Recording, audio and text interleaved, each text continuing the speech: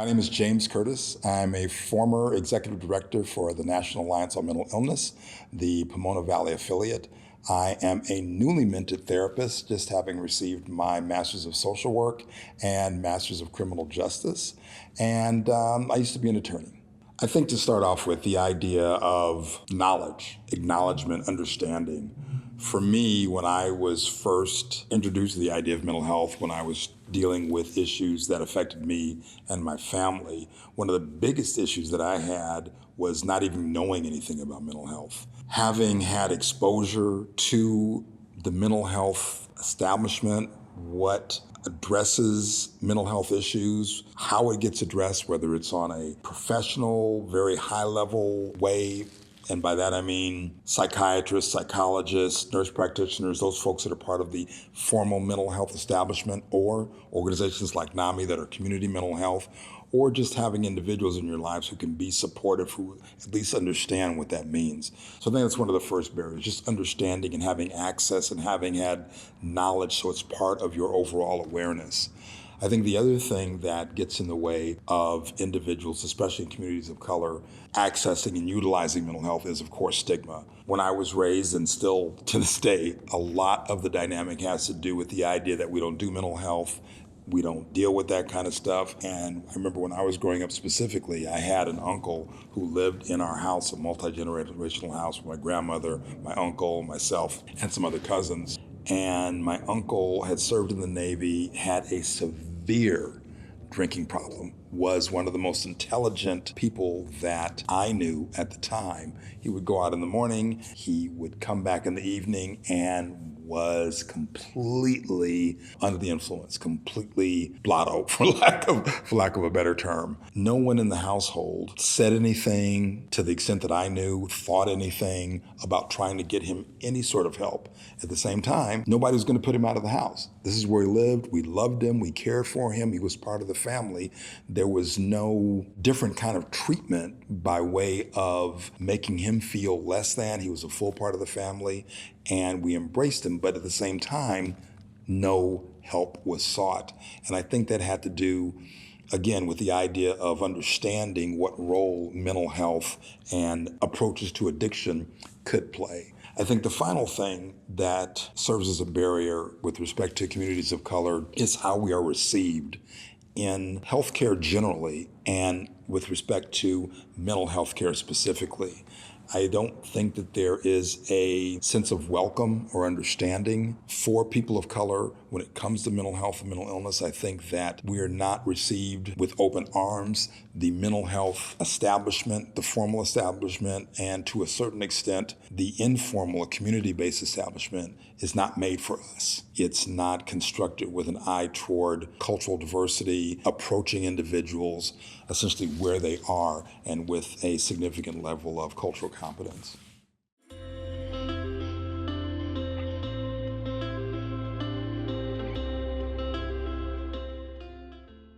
The importance of mental health is basic. It's basic to who we are.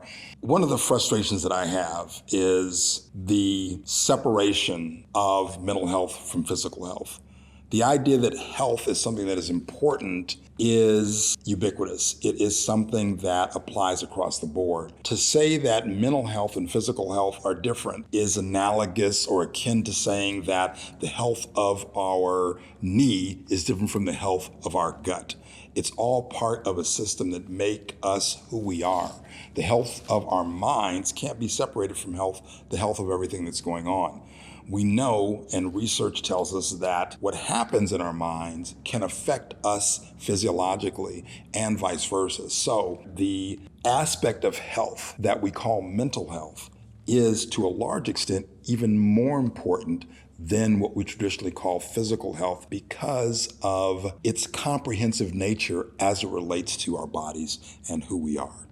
Communities of color, even to a greater extent, need to prioritize our mental and emotional health. And there are a number of reasons, not the least of which is what's come to be known as generational stress or generational trauma that happens to and has happened to us. There are stories like individuals who've experienced trauma in earlier generations who we may live with or we may know. That trauma can be experienced by us in subsequent generations without even having heard the stories or having that previous prior trauma related to us, simply because on an epigenetic level, that is on our cellular level, it lives and it's experienced by us. That's one of the more pressing and more dynamic and foundational reasons why we need to incorporate that, why it's important. On a more practical day-to-day level, as people of color, we live in this society under stress. Some might even say we live in this society under attack. The idea that, as our parents used to say and our grandparents used to say, we have to be better just to be treated equally. The idea that in order to compete, we have to do extra. How we are perceived are, quote, immutable characteristics, that is, things that we can't change. We can't change what we look like. We can't change the color of our skin. For many people, the perception of even how we talk and how we come across is something that can be detected and therefore incorporated into how we are perceived by other people. There's a lot of stress, the bottom line is. There's a lot of stress in this country, in this culture, placed upon people of color. So just by way of day-to-day survival, day-to-day maintenance, it is extremely valuable to incorporate and embrace the idea of mental and emotional health.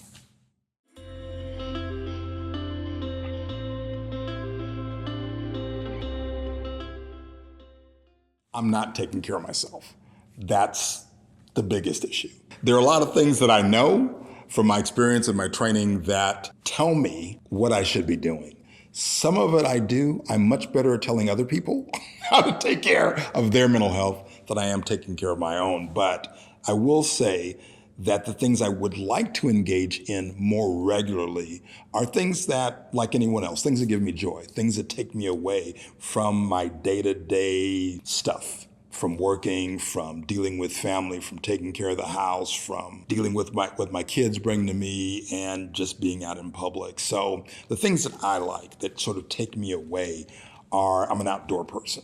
So playing tennis, which I have not done nearly enough of, going scuba diving, just being in nature. One thing that I do more frequently than all those other things that I do enjoy is playing golf. When you're on a golf course, it's green, it's expansive, it's quiet, and there's an overall peace. Think of it like walking through a forest and being out there having to really concentrate on that little itty bitty ball, which does not allow you to really think about anything else, is one of those things that takes me away. I'm an audiobook person, so whenever I plug in those earbuds, I am automatically transported to the world that is about that book. And finally, I get in the shower and I get some essential oil and I turn the lights off and I get some candles and I just luxuriate. And I know that sounds bad by way of wasting water. So I turn the water on really low. So I'm being conservative. But just having that moment, that quiet moment, so I can let go and release and have a sort of meditative moment is amazing. And that helps me get through.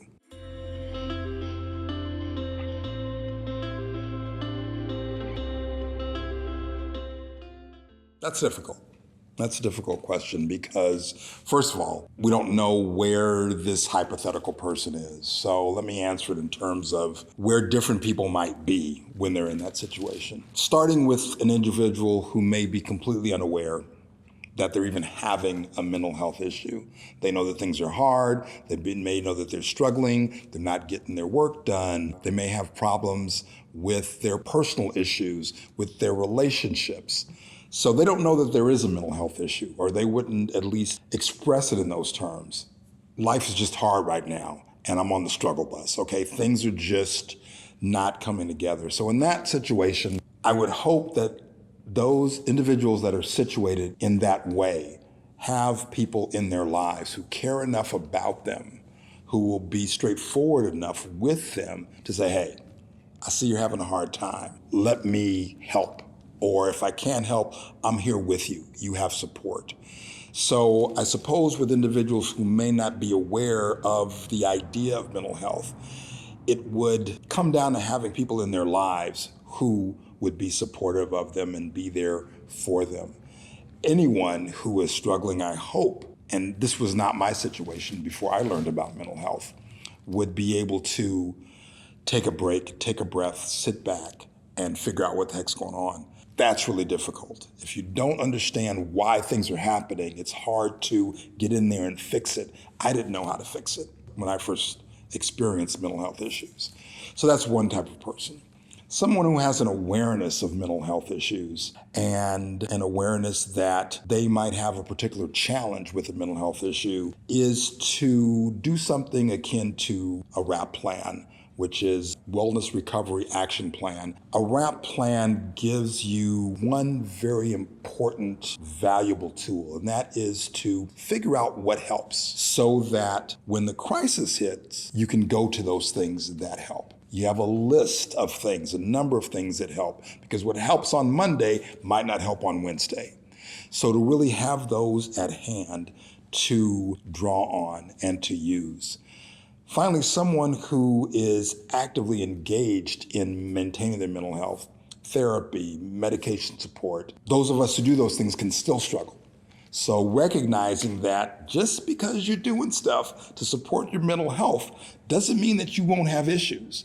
And being humble enough to say, hey, I need some help right now. Let me go check in with whoever I need to, psychiatrist, psychologist, support group, friend who gets it, to be able to check in with yourself and be able to get that support that we need.